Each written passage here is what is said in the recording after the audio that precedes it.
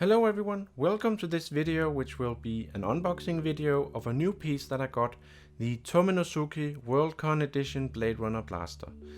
I just got this piece today and I'm very excited about it. Now you might have already have seen some of my previous videos featuring the Blade Runner Blaster also by Tomenosuke, but this is their newest, most recent version of the blaster and it has some really nice details. It's the Worldcon edition and it's made in 40 pieces, so it's actually quite exclusive.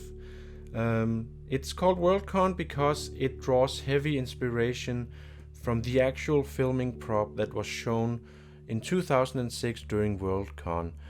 Some of the weathering details of this version are inspired by that blaster, the way that it looked. But it's definitely not a 100% replica of it. The metal parts are much cleaner and such, so it's only in a way inspired by it, but that kinda explains why it goes by the name of Worldcon edition.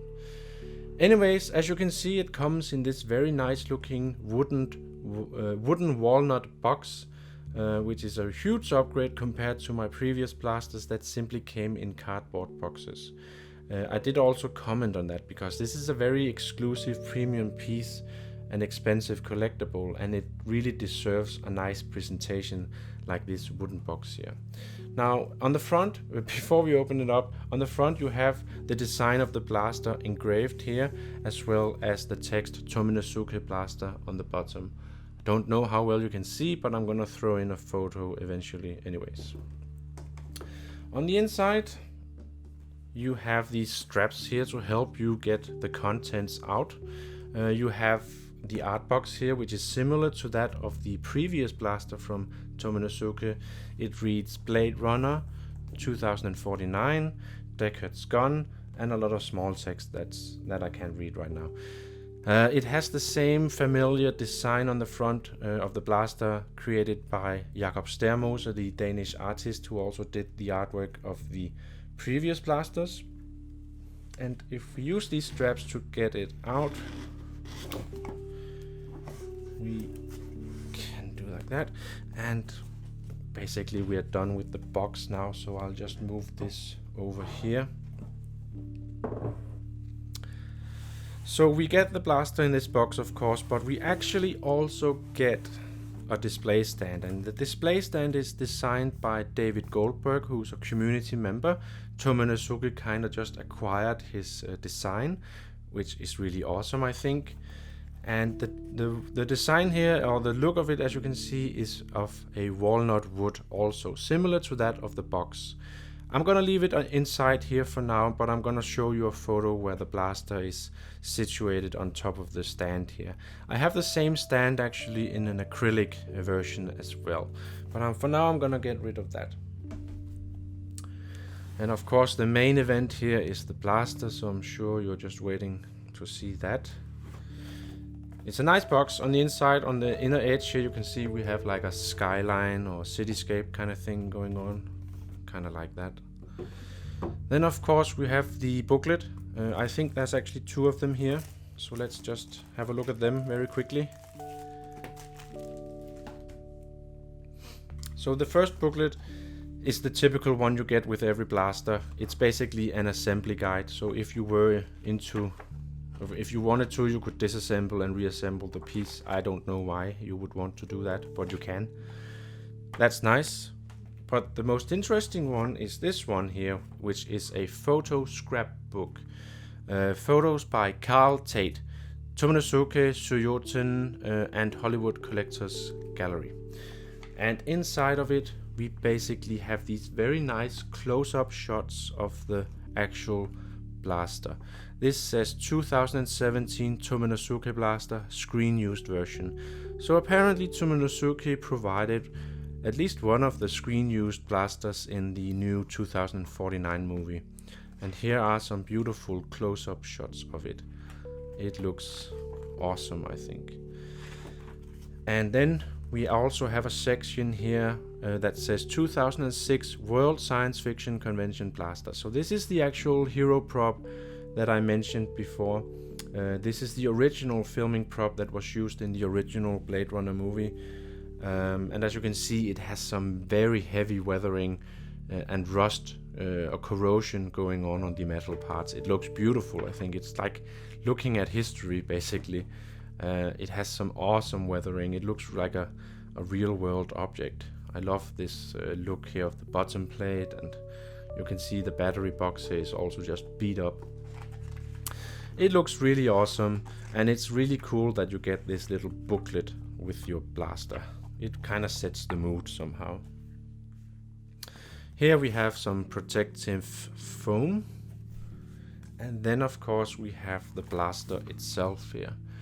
And this was actually what I meant in my previous video. This is how I would expect it to be presented inside this secure packaging in a cutout here in the foam section. It looks awesome, I think. You get the bullets in a separate bag. I'm just gonna quickly get them out.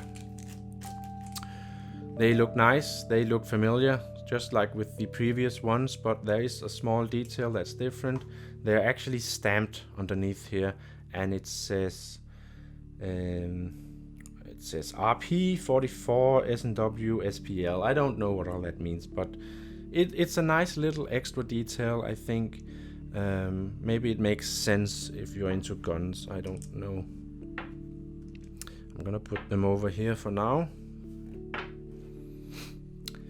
Then we have, of course, the blaster itself, but we do actually get a bag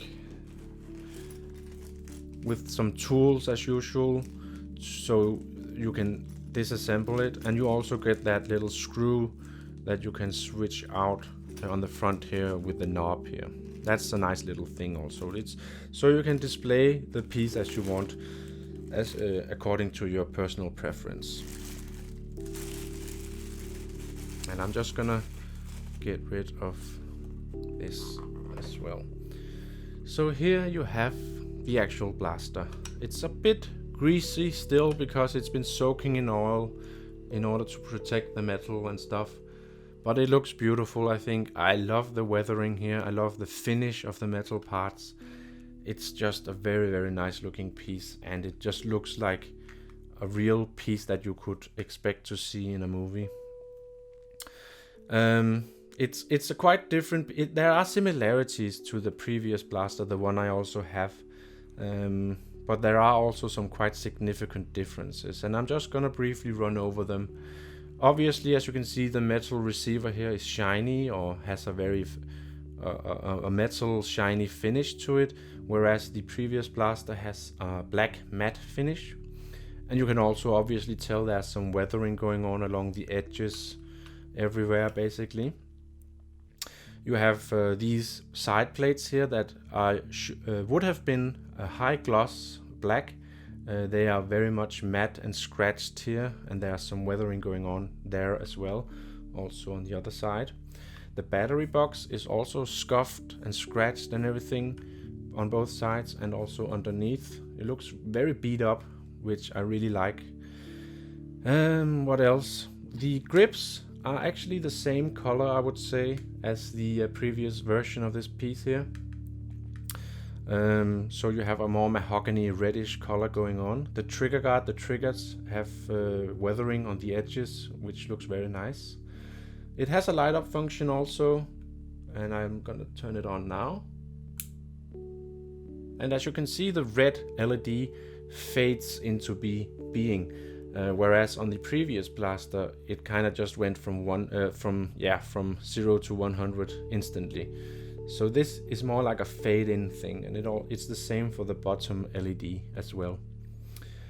What else? Well, you have a nice detail here on the side actually. You have these wires going down the left side here, which is exactly the same you will see on the actual filming prop. The previous versions of the Tomenosuke blasters actually don't have that wire here. So that's also one of the smaller details that really sets this piece apart, I would say. Then you have the bottom plate on the grip here. As you can see, you have some quite substantial weathering going on here. The black paint has been scratched off along the edges and also inside. It's the same on the back here of the grip and also on the front. And I also really love the transition here between the grip and the actual bottom plate. Just this curvature here. The transition between the two metal pieces is actually seamless, which really feels cool and looks cool, I think. The bottom plate here actually looks very different compared to the other two that I got, which is, it feels more rounded, smooth and worn. It feels very organic somehow. It's kind of difficult to explain, but it feels nice at least. It has the same functionality with a working trigger function, which will also cock it and everything. You have a bolt lever that you can pull back and access the chamber, which doesn't make any sense, I think, but it's nice, or it's pretty cool still. You can open the cylinder, and it rotates, of course, and you can then insert the bullets, which I am going to do now, which adds even more weight to the blaster, which is also pretty cool. And then you just close it up, and there you go. Let me see. Yeah, and as you can see, the bullet chamber or the cylinder will rotate as I pull the trigger. It didn't do that just the first time I tried, but the function or the mechanism just had to get a hold of it, I guess. It's a nice function. It really looks cool, I think, to have this functionality also in this piece. The front trigger is also, you can pull it back, but it's just a spring that returns it to its original position. So there's not really much to say about that.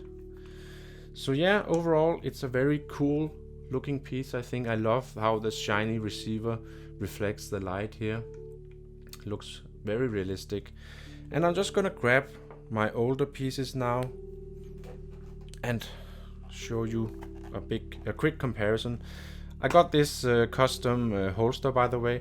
I was planning on doing a separate video going over all my props and stuff related to Blade Runner. I'm gonna talk more about that then, but I wet molded it myself, so it'll fit all three of the blasters because they're the same size. So this is the 2049 version that I got last year. I already did a video on this.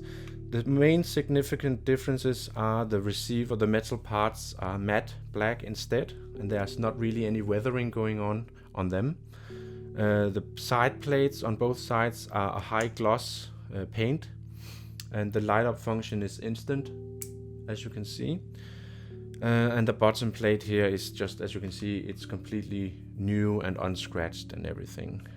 So this looks like a blaster that like a cadet or someone out of the academy would get straight away, whereas the Worldcon edition has way more weathering and battle damage, or what you want to call it, going on. Then we also of course have my very old piece, which is, I got this piece back in 2013, but it came as a kit, so I had to assemble and glue it myself, and I did a video where I assembled it. I want to do maybe a video going over the process of gluing it as well later. But as you can see, the finish is also a shiny polished metal here, similar to the Worldcon version. The light up function is also a fade in one, but it also has the same functionality and everything. It's an older version, so it feels a bit more rattly somehow. That could just be me having not done a good enough job assembling it, but I don't really see what I could have done different though. I think the rattliness, or whatever, how you want to call it, is something that they improved from version to version. So yeah, and of course a big difference when comparing this to the other two is the color of the grip. Here you have a much more yellow or amber looking grip, whereas the other two look identical but are more mahogany or red brownish. So it's kind of a matter of personal opinion whether you like this or the other one the most. If you look at the source material, I find that sometimes it looks more like this yellow here in some scenes or some images, and in other cases it looks more like this reddish mahogany looking thing here. So it's kind of difficult to say what is more accurate. I think maybe somewhere in between the two, I don't really know. Personally, I think I prefer the more darkish color. It just plays well with the dark look of the rest of the piece, I think. But yeah, they all are quite unique in one way or the other. And I know I have 3 of them now, and I think I'm gonna keep all of them still, because all of them have some unique quality to them. I think I built this one myself, and that makes it obviously very special to me. This one has a very nice looking matte finish that I really like, and it just feels very solid and nicely fitted together, which makes it really a unique piece also. But the Worldcon edition is probably the perfect combination of what the new one brings, combined with the shiny receiver and just the professionally blued metal parts. I just really like that. And the bottom butt plate here, I just love the way that it feels. I don't know, it's kind of weird, I guess, but I really like it. So yeah, I'm probably gonna keep all of them, but the new Worldcon edition is probably gonna be the gem in my collection. It's gonna be the main piece, whereas the 2 other ones will be more like complementary, or yeah, I'll figure out a way to display them along with the Worldcon piece, I guess. So yeah, I'm very happy to have this finally. This is so far the most, the ultimate, the perfect version I find of the Blade Runner Blaster available.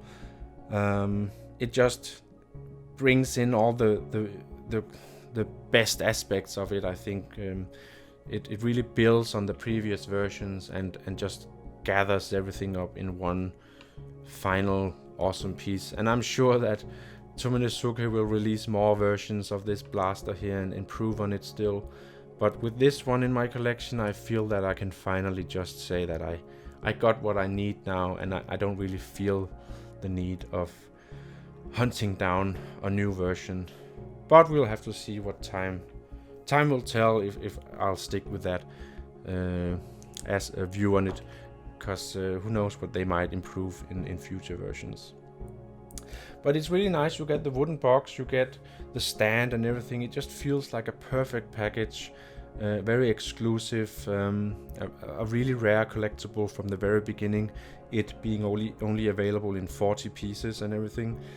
So yeah, I guess I'm quite satisfied and proud even to have this in my collection today.